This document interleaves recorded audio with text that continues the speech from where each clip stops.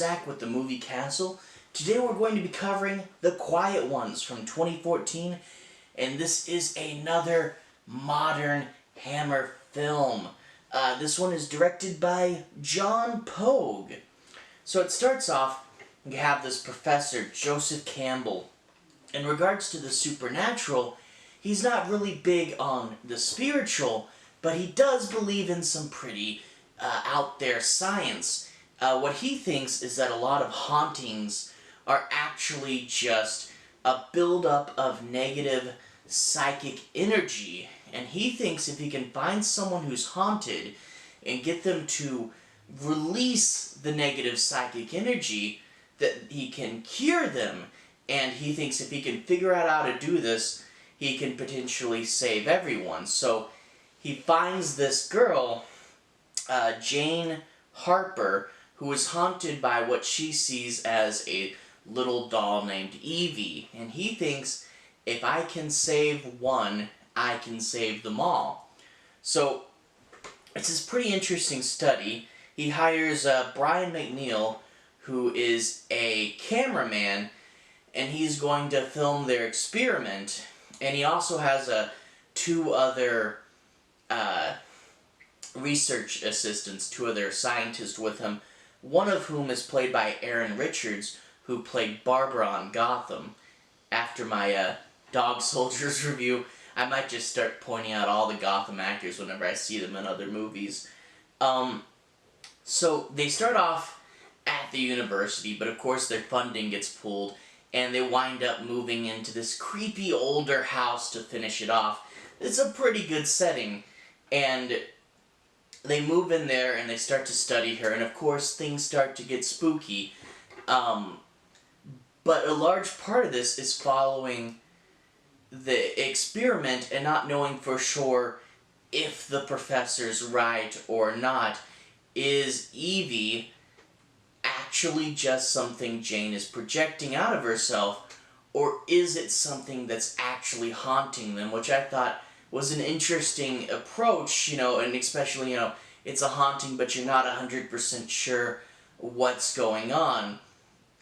And another thing, too, is when Brian starts to film, every now and then you jump into the perspective of his camera.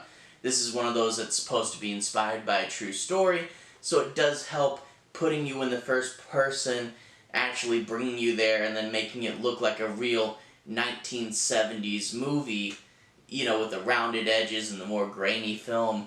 It helps you think, okay, this feels more realistic, which is kind of the goal of a lot of this found footage stuff. However, I do want to say, found footage here, it's not just the whole let's be cheap and make something, kind of lazily that found footage kind of gets the bad rep for. This fits within the story and the tone really well, and you can see that that's the reason they chose it, and not just to hop on the found footage bandwagon. And also, I do want to emphasize, the found footage part is only about a third, I don't even think a half. So, somewhere between a third and a half of the movie. Maybe even less than that. So it does actually have the regular movie part in there. And this actually kind of a weird thing. I don't see it too often. But movies that blend found footage and a regular styled movie.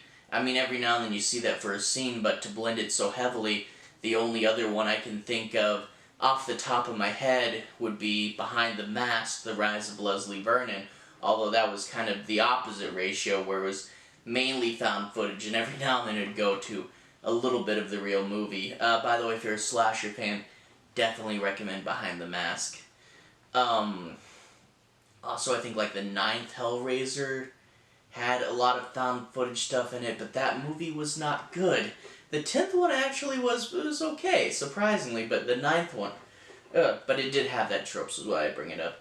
But anyway, because it is that blended approach, and because this movie is set in 1974 England, you actually do have, it feels kind of like if you mix The Conjuring 2 with, like, say, Wreck, which is an interesting concept, Wreck, actually, you don't tend to think of it, but as of late in found footage, because of Paranormal Activity, you get a lot more fixed cameras.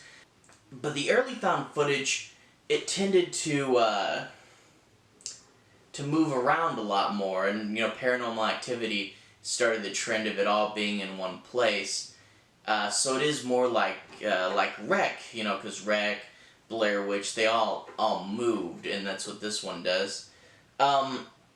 So it's really interesting as far as the concept goes of having an experiment where it's not a normal ghost and it's a blended found footage movie. So that's really interesting. The one thing, though, is it's not the scariest movie in the world, and a large part of that is the character who you're the most scared of, the most scared for, rather. The one who has the most risk is Jane. She has the most potential for something bad to happen to her, but she's also maybe the one who's doing this, so the person you're scared of and the person you're scared for are kind of the same person, and in turn the other researchers don't have as much threats against them until later on in the film. So there's not as much, where you feel like everyone's at stake. And I do have to say this is a PG-13 movie, and I know this is a common, horror geek thing, but I can't help but wonder if it was R, if it would have been scarier. They did say that, I looked at the IMDb trivia, and they said that one of the scarier things that happened towards the end, they do know for certain that had to be cut down for PG-13's sake, so, oh well.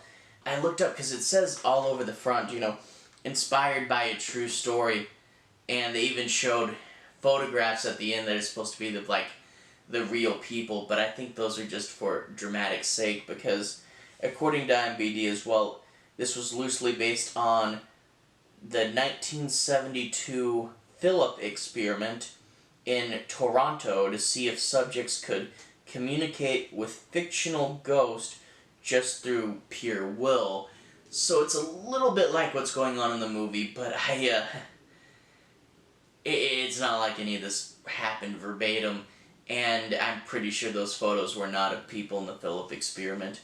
So, it's one of those things where it's, kind of a fun narrative element to put you into the headspace more, but yeah, if that kind of thing bugs you, it'll bug you here. Where it's really loosely inspired by a true story. But overall, it's really fun. There are a few good twists at the end. It just, it could have been scary and it could have pushed things farther. But overall, fun and different ghost movie, That's the one thing got going for it, is it is different with the blended found footage approach and the science approach. So, it is pretty good, but it isn't the best thing ever.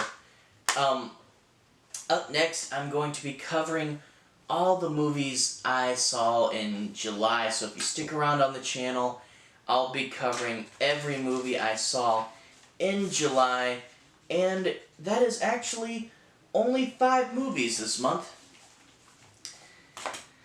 If you watch my June video, I actually did 8, so 5 movies in a month is a good number without being crazy. By the way, this is lemon lime soda. It's not alcohol. It's like a Sprite, but it's bubble up. Anyway, have a good day.